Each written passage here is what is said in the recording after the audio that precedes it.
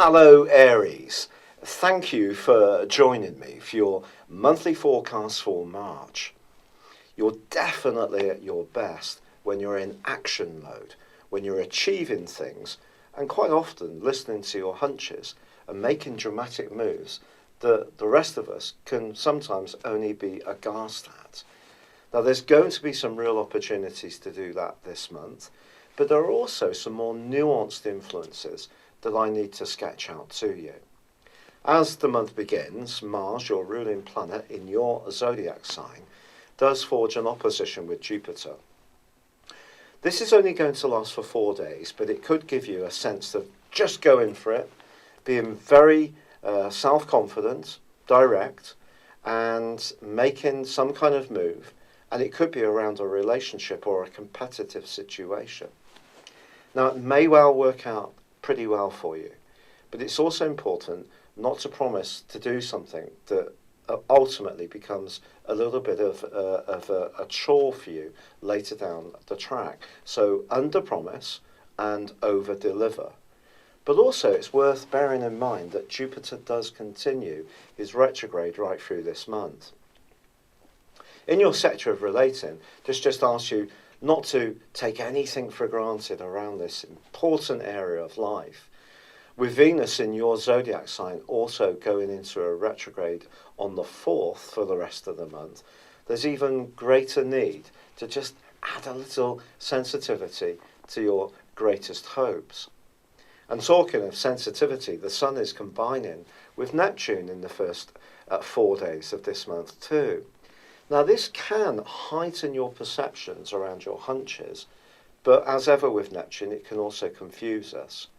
And it's possible that you could kid yourself about the reality of a situation.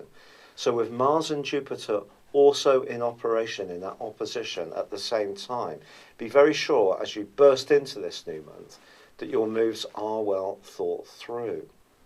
Part of this comes from the fact that Mercury, the planet of thinking, is marooned in a quiet sector, along with the Sun and Neptune as March begins. Mercury's going to emerge into your sign mid-month, and once he does, I think all sorts of things that you've been considering, musing about, planning, researching or investigating will get the green light and really start to roar forwards. Now from the 1st through to the 9th, Mars is forging a very constructive link with Saturn.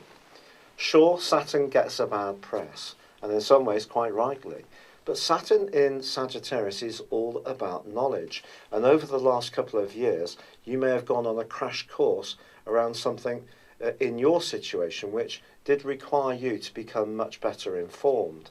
You may also have been working in something to do with transport or a travel sector. It's also possible that some kind of course of education has been a feature, and certainly in this first 9-day period, something very solid can shape up from all the hard work that you've invested or something you do at the very start of this month. On the 10th, Mars moves into Taurus. We'll be here for the following 6 weeks. Mars in this sector is a much more sensual transit. If you think about it, the ruler of Taurus is Venus. So Taurus energy is very appreciative of earthly goodnesses. So whether it's a nice cup of tea or a beautiful glass of wine or dinner, homegrown vegetables or some full-on retail therapy, Mars is certainly going to perk up your senses in all these regards in the weeks to come. But when it comes to your love life, there may be also a greater desire for intimacy. Now, there is, of course, going to be the full moon, and the full moon on the 11th is in the very practical area of Virgo. Now, when Virgo moon is opposing the Sun in Pisces, we have two different dynamics moving around in the sense that we have the earthly side, Virgo, and the more spiritual side, which comes from Pisces.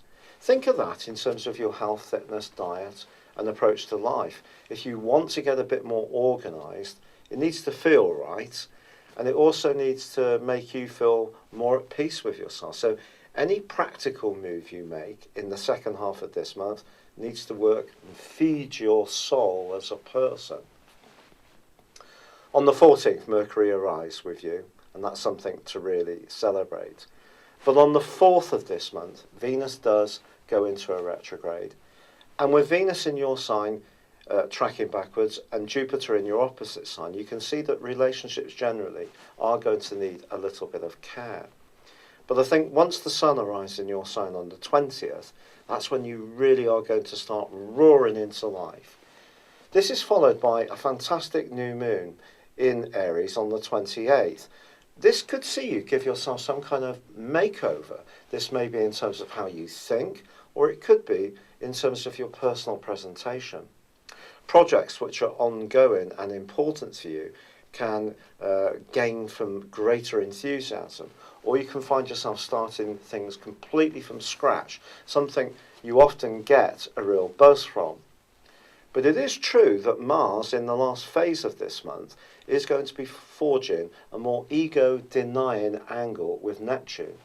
So if you find yourself doing something for a good cause, or discreetly behind the scenes to help someone who's not going through a very good time, then good for you. That definitely can be something that can happen. But also Mercury is going to be passing over the rather stormy and erratic influence of Uranus. And something that's very important to you, where you feel you have to have your voice, or you get a unique idea which really excites you, well, that will also need to come into play as this month draws to a close. So there's going to be some reflective moments this month.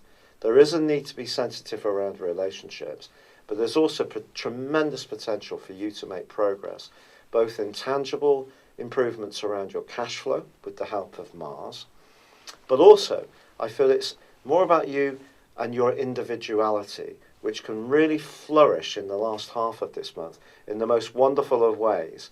It's just making sure that you stay in touch with the more feeling side of your nature to ensure that you make the right choices as they come up throughout the month.